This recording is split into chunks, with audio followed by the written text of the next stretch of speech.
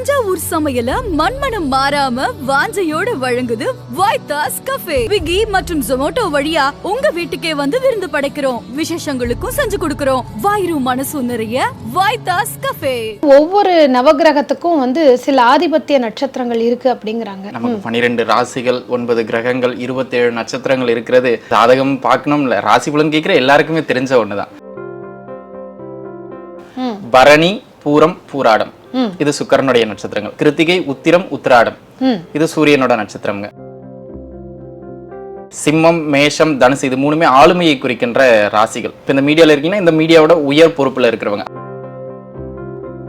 மிதுனத்துல இருந்து ரிஷபத்துக்குள்ள என்டர் ஆகும்போது ராகு, குரு வந்து நீசமாயிருப்பாருங்க மகரத்துல. அந்த திரிகோணத்துல சனியோடு இணைந்து ராகுக்கு திரிகோணம். அப்பதான் கொரோனா வந்தது. ஆதன் ஆன்மீகம் நேயர்களுக்கு வணக்கம். நம்மளுடைய ஆதன் ஆன்மீக ஜோதிடம் சம்பந்தமாகவும் ஆன்மீகம் சம்பந்தமாகவும் நிறைய தகவல்களை நம்ம பார்த்துட்டு வரோம். அந்த வகையில் இன்றைக்கி நம்ம சந்திக்க போகிறவர் ஒரு இளைஞர் மற்றும் ஜோதிடம் கற்றுக்கணுங்கிற ஆர்வத்தை நிறைய இளைஞர் மத்தியில் உருவாக்கியவர் அப்படின்னு சொல்லலாம். நம்மளுடைய யோகி ஜெயபிரகாஷ் அவர்களை தான் சந்திக்க போகிறோம். சார் வணக்கம். வணக்கம். எப்படி இருக்கீங்க சார்? நன்றாக இருக்கேங்க சார். இப்போது நீங்கள் இந்த சிறு வயதிலேயே இந்த ஜோதிட கலையை கற்று இவ்வளோ அழகாக பரப்பிட்டு வரீங்க. உங்களுடைய வார்த்தைகளும் வந்து நிறைய பேர் வந்து ஃபாலோ பண்ணுறாங்க. இந்த ஜோதிடம் இந்த சிறு வயசுலேயே உங்களுக்கு இந்த ஜோதிடம் கற்றுக்கணும் அப்படிங்கிற ஆர்வம் எப்படி வந்தது சார்? அப்படி இல்லை, சிறு வயதுங்கிறது கிடையாது.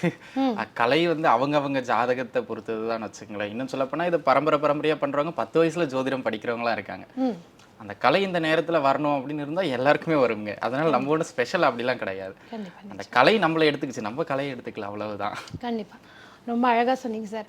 அதாவது இப்போ வந்து நவகிரகங்கள், நட்சத்திரங்கள் இது வந்து எல்லாருக்கும் தெரிஞ்சது, ஜோதிடத்துடைய ஒரு பேஸ் அப்படின்னு நம்ம சொல்லலாம். ஆனால் வந்து ஒவ்வொரு நவகிரகத்துக்கும் வந்து சில ஆதிபத்திய நட்சத்திரங்கள் இருக்குது அப்படிங்கிறாங்க. ஸோ நீங்கள் அதை நேர்களுக்கு கொஞ்சம் விளக்கமாக சொன்னீங்கன்னா நல்லா இருக்கும். இது ஜோதிடத்தோட அடிப்படை தான். நமக்கு 12 ராசிகள், 9 கிரகங்கள், 27 நட்சத்திரங்கள் இருக்கிறது. இப்போது ஜாதகம் பார்க்கணும்ல, ராசி பலன் கேட்குற எல்லாருக்குமே தெரிஞ்ச ஒன்று தான். இப்போ அதில் நம்ம வரிசைப்படி சொல்லணும் அப்படின்னு கேட்டிங்கன்னா, சூரியன் முதல் அப்படியே சூரியன், சந்திரன், செவ்வாய், ராகு, குருன்னு அப்படியே நவகிரகங்கள்னு 9 கிரகங்கள் இருக்காங்கங்க. அவங்களுக்கு ஒவ்வொரு வீடு கொடுக்கப்பட்டிருக்கு. ஒவ்வொரு வீட்லேயும் கிட்டத்தட்ட பார்த்தீங்கன்னா 9 பாதங்கள் கொண்ட நட்சத்திரம்னு இருக்குங்க. ஒரு நட்சத்திரம்ங்கிறது 4 பாதம். அதுக்கு பேர் முழுமையான நட்சத்திரங்கள் பேருங்க. இப்போ மேஷத்தில் ஆரம்பிச்சிங்க அப்படின்னு சொன்னால் 27 நட்சத்திரங்களை நம்மளோட முன்னோர்கள் எப்படி கொடுத்துருக்காங்கன்னா 3 மண்டலங்களாக பிரிச்சிருக்காங்க. மேஷத்துல ஆரம்பிச்சு கடகம் வரைக்கும் மேஷ மண்டலம்னு பேருங்க. அதுல 9 நட்சத்திரங்கள். இந்த 9 கிரகங்களினுடைய 3 நட்சத்திரம், ஒவ்வொரு நட்சத்திரமும் அதுல வரிசைப்படி வந்துருங்க. உதாரணத்துக்கு இது அப்படியே ரிப்பீட் ஆகும். சிம்மத்துல இருந்து அடுத்து பாத்தீங்க அப்படின்னு சொன்னா நம்ம விருச்சகம் வரைக்கும் ஒரு மண்டலம். நீங்க முதல் வரிசையில எப்படி இருக்கோ, முதல்ல பாத்தீங்கன்னா அஸ்வினி இருக்குங்க மேஷத்துல. மேஷ மண்டலத்தோட முதல் நட்சத்திரம் கேதுவோட நட்சத்திரம் அஸ்வினி. அப்படியே சிம்மத்துக்கு வாங்க, சிம்மத்துல பாத்தீங்கன்னா முதல் நட்சத்திரம் மகம், அதுவும் கேதுவோட நட்சத்திரம். அப்படியே தனுசு மண்டலத்துக்கு வந்தீங்கன்னா தனுசு ராசியோட முதல் நட்சத்திரம் மூலம் கேதுவோடது.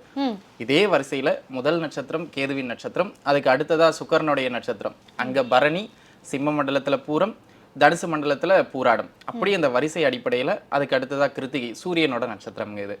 அப்படியே நம்ம இங்க அடுத்த மண்டலத்துக்கு வந்துட்டோம் அப்படின்னு சொன்னீங்கன்னா ராசி மண்டலத்துல 2வது மண்டலமான சிம்ம மண்டலத்துல நம்ம இங்க உத்திரம்னு சொல்றோம். அப்படியே தனுசு மண்டலத்துக்கு வந்துட்டீங்கன்னா தனுசு ராசியில உத்திராட நட்சத்திரம் இருக்குங்க. அப்படியே மேல போயிட்டோம்னா இது அப்படியே இந்த ஒரு வரிசைப்படி ஒரு கிரகத்துக்கு 3 நட்சத்திரம், 3 மண்டலம். முதல் நட்சத்திரம் முதல் மண்டலத்துல, 2வது நட்சத்திரம் 2வது மண்டலத்துல, 3வது நட்சத்திரம் 3வது மண்டலத்துல அப்படின்னு சொல்லிட்டு அப்படியே வரிசையா 9 கிரகங்கள் 9 கிரகங்கள் 9 கிரகங்களுக்கான நட்சத்திரத்தை வரிசையா வச்சிருக்காங்க.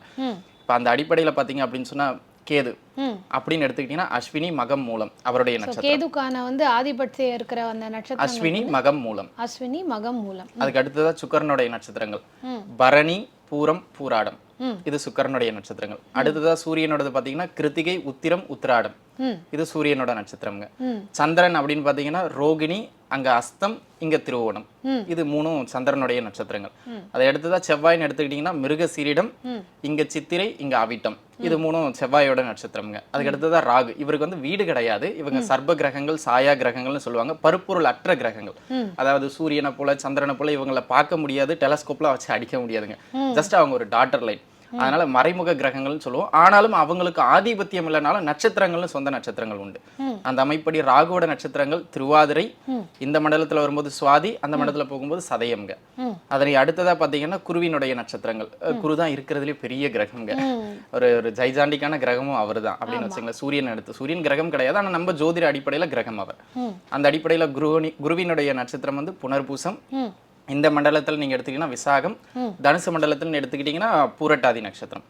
அதனை அடுத்ததான் நம்மளோட சனி. இவர் தான் இருக்கிறதுல 2வது பெரிய கிரகம். எல்லாருக்கும் ரொம்ப பரிச்சயமான சனி கிரகம். பகவானே கொஞ்சம் பயம் கூட வரும்னு சொல்லலாம். சனி பகவான்ற பேரு நம்மளா எடுத்துக்கிறது. அதுக்கு காரணம் எங்களை மாதிரியான ஜோதிடர்கள். அப்படியே போட்டு 7.5 சனி, அஷ்டம சனி அப்படியே பயமுறுத்திடுறோம். சனி இல்லைன்னா ஆயிலே கிடையாது. இன்னும் சொல்ல போனா நவ கிரகங்கள்ல ஒரு அசைக்க முடியாத பலாபலன்களை ராகுவுக்கு அடுத்து கொடுக்குற கிரகம் சனிதான். ஏன்னா அவர் ஒன்றும் பெரிய மகாதசை கொண்ட கிரகம். குருவுக்கே 16 வருஷம் தாங்க. ஆனா சனிக்கு 19 வருஷத்தை நம்முடைய முன்னோர்கள் அலாட் பண்ணிட்டு போயிருக்காங்க. நம்முடைய கர்மாவை கழிக்கிற கிரகம். சரி, அந்த சனிக்குன்னு பார்த்துட்டீங்கன்னா மேல பூசம், இந்த இடத்துல வரும்போது அனுஷம், தனுசு மண்டலத்தின்னு போகும்போது உத்திரட்டாதி நட்சத்திரம், இறுதியா புதன். அவர் தான் இருக்கிறதுலே இளையவருங்க.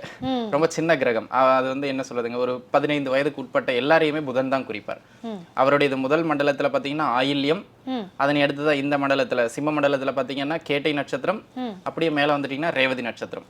இவர் சின்னவர், ஆனா அவர் தான் இறுதியானவர் அப்படின்னு வச்சுக்கோ நட்சத்திர அடிப்படையில. இந்த மூணு நட்சத்திரமும் இப்படி பரவலா பிரிக்கப்பட்டுதாங்க நம்மளுடைய ராசி மண்டலம் அமைக்கப்பட்டிருக்கு. ராசி கட்டமை ரொம்ப அழகாவும் தெளிவாகவும் விளக்கமாகவும் சொல்லியிருக்கீங்க.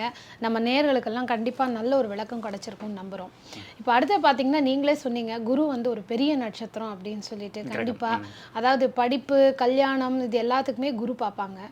இப்போ தான் நம்மளுடைய குரு பெயர்ச்சியும் நடந்திருக்கு. ஸோ உங்களுடைய கணிப்பில் வந்து அதாவது உங்களுடைய கண் பார்வையிலன்னு வச்சுக்கலாமே, இந்த குரு பெயர்ச்சி எப்படி இருக்க போகுது? மிக சிறப்பா இருக்கு அப்படின்னு சொல்ல முடியாது. ஆரம்பத்துல இந்த குரு பெயர்ச்சி நீங்க 2ஆ பிரிச்சுக்கலாம். இப்போ ஏப்ரல் 22 பெயர்ச்சி ஆனாருங்க.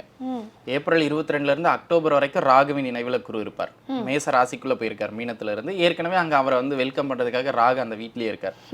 குரு ராகு சேர்க்கை எப்பெல்லாம் ஜோதிட ரீதியா கோல்சார அடிப்படையில, அதாவது கோல்சாரம்ங்கிறது கிரகங்கள், இப்போ குரு பெயர்ச்சி, ராகு கேது பெயர்ச்சி அன்னன்னைக்கு நகர்ற கிரகங்களை கோல்சாரம்னு சொல்லுவோம். நம்மோட சுய ஜாதகத்துல அது நிலையானது. இப்போ பிறக்கிறாரு, இப்போ என்ன அங்க சார்ட் இருக்கு அதை அப்படியே போட்டோ பிடிச்சு வச்சுக்கிட்டா அது நம்மளுடைய ஜாதகம்ங்க. அது பெர்மனன்ட். நம்ம நல்லா புரிஞ்சுக்கிடணும், கோச்சாரம் அப்படிங்கிறது அதோடைய அதிகபட்ச பலம் 20%. அதை தாண்டி அதை எதுவும் பண்ண முடியாதுங்க. உங்க சுய ஜாதகத்துல இல்லாத ஒரு பலனை கோச்சாரம் தர முடியாது. ஆக சுய ஜாதகப்படி இது சப்போர்ட் பண்ணும் கோச்சாரம்.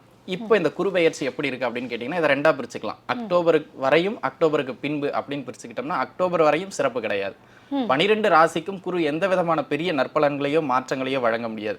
ஒரு உதாரணத்துக்கு கடந்த ஒரு மாதம் முன்பாக நானே ஆதன்ல சொல்லியிருந்தோங்க. இப்போ மேஷத்துக்கு குரு வரார், சிம்மத்தை பார்க்கிறார், துலாமை பார்க்கிறார். குருபலம்னு அவர் ஒரு 5 இடங்கள்ல அமர்ந்தா குருபலம் இருக்கு, உடனே கல்யாண யோகம் அப்படின்னு நம்ம எல்லாருமே படிக்கிறது தான். புலிப்பாணி மாதிரி பாட்டு படிக்கிறது தான். இருந்தாலும் குரு வந்து எப்பவுமே ஒரு கிரகம் ஒரு பலனை கொடுக்கணும்னா முதல்ல அவர் ஸ்டாண்டர்டா நிக்கணுங்க. நீங்க என்கிட்ட ஒரு ஹெல்ப் கேக்குறீங்க, ஒரு 10,000 ரூபாய், நானே 2,000 ரூபாய்க்கு சிங்கி அடிச்சுக்கிட்டேன்னா உங்களுக்கு 10,000 ரூபாய் கொடுக்க முடியுமா? முடியாது. அப்போ குரு பாத்தீங்க அப்படின்னா எப்பவுமே ராகுவோட 13 டிகிரிக்குள்ள நெருங்குற கிரகங்கள் செயல்பட முடியாது. அக்டோபர் வரையிலும் கிட்டத்தட்ட அந்த வீட்டுல 13 டிகிரிக்கு இல்ல 2 டிகிரி 3 டிகிரி நெருக்கமா குரு இருப்பார். அவரால் பெரிய மாற்றங்களை கொடுக்க முடியாதுங்க. இன்னும் சொல்ல போனா அது சமூகத்துல கொஞ்சம் எதிர்மறையான விளைவுகளை தான் கொடுக்கும். சிம்மம், மேஷம், தனுசு இது மூணுமே ஆளுமையை குறிக்கின்ற ராசிகள். ஆளுமை, அரசாங்கம். நீங்க இப்போ ஒரு தனியார் துறை, இப்போ இந்த மீடியால இருக்கீங்கன்னா இந்த மீடியாவோட உயர் பொறுப்புல இருக்கிறவங்க, அந்த மாதிரி உயர் பதவிகள் உயர் பொறுப்புல இருக்கிறவங்க, அதிகார வர்க்கம், இவங்களை குறிக்கக்கூடிய கிரகம் வந்து சூரியன். அதே போல ராசிகள்ல சிம்மம், மேசம், தனுசு. இந்த திரிகோணத்துல இந்த குருராக சேர்க்கை ஏற்படும் பொழுது எப்பவுமே இந்த மாதிரியான அதிகார வர்க்கங்கள் இருக்கிறவங்க கவனமா இருந்துக்கணும். குருராக சேர்க்கை, குருங்கிறது உயிரை குறிக்கிறவருங்க, ராகுங்கிறது மரணத்தையும் ஒரு சரியில்லாத அமைப்பு, எதிர்மறையான இருக்கிற எல்லா எதிர்மறையும் நம்ம சனி மேல கொட்டுறோம். அவரை விட 1ஆம் நம்பர் டஃப்பான ஒரு சில விஷயங்களை கொடுக்கிறவர்லாம் ராகு தான். குருராகு சேர்க்கை நீங்க இதுக்கு முன்பாக எப்பெல்லாம் நிகழ்ந்திருக்கும் அப்பெல்லாம் எடுத்து பார்த்தீங்கன்னா கண்டிப்பா சமூகத்துல அசம்பாவிதங்கள் அதிகமா நடைபெற்றிருக்கும். எப்பெல்லாம் குருவுக்கு திரிகோணத்துல அவர் வராரோ, இப்ப பாத்தீங்க அப்படின்னு சொன்னா ரிஷபத்துல, மிதுனத்துல இருந்து ரிஷபத்துக்குள்ள என்டர் ஆகும்போது ராகு, இவர் வந்து இங்க குரு வந்து நீசமாயிருப்பாருங்க மகரத்துல. அந்த திரிகோணத்துல சனியோடு இணைந்து ராகுக்கு திரிகோணம். அப்பதான் கொரோனா வந்தது. சரிங்களா? இப்ப பாருங்க, இப்ப குருவோட இணைஞ்சிருக்கார். எப்போ ஒரு கிரகம் உள்ள போக போது அதுக்கு 40 நாள் முன்னாடி அது ஆக்டிவேட் ஆயிரும். இப்ப திரும்ப கொரோனா டெஸ்ட்லாம் ஆரம்பிச்சுக்கிட்டு இருக்காங்க. சோ நான் கொரோனான்னு பர்டிகுலரா சொல்ல வரல, ஏன்னா இப்ப சொன்னோம்னா வந்ததுக்கு அப்புறம் எல்லாரும் சொல்றீங்க அப்படின்னா அது கமெண்டா போயிடும்.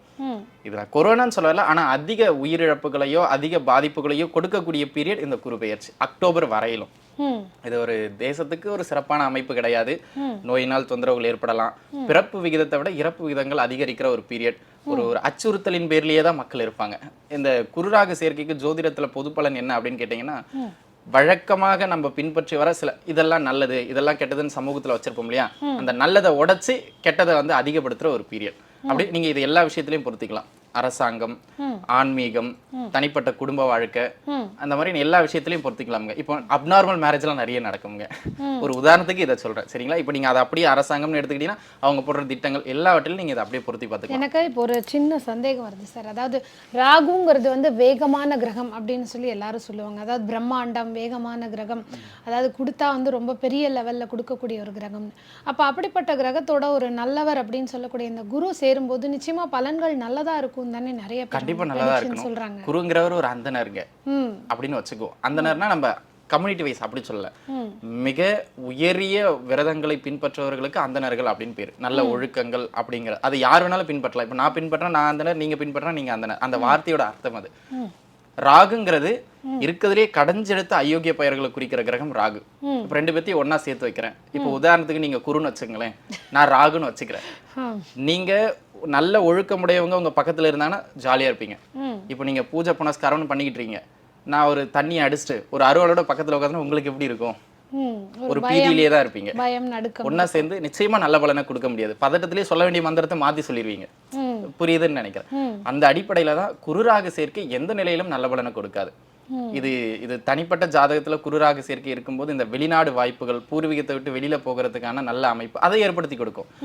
ஆனா 1 கோடி பேர் இருக்காங்கன்னா 1 கோடி பேர் வெளிநாடு போக போறது இல்லை. அப்புறம் தமிழ்நாட்டுல யாரு இருக்கிறது? அது புரிஞ்சுக்கணும் இல்லையா? அந்த ஒரு விஷயத்துக்கு நன்மையை கொடுத்து மற்ற முக்கியமான விஷயங்களை அசைச்சிரும்.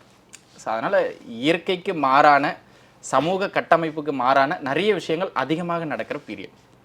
அதாவது இதெல்லாம் தப்பு நம்ம எதை வச்சிருக்கோமோ அதை வந்து அதிகார வர்க்கத்தில் இருக்கிறவங்களே இம்ப்ளிமெண்ட் பண்ணுவாங்க.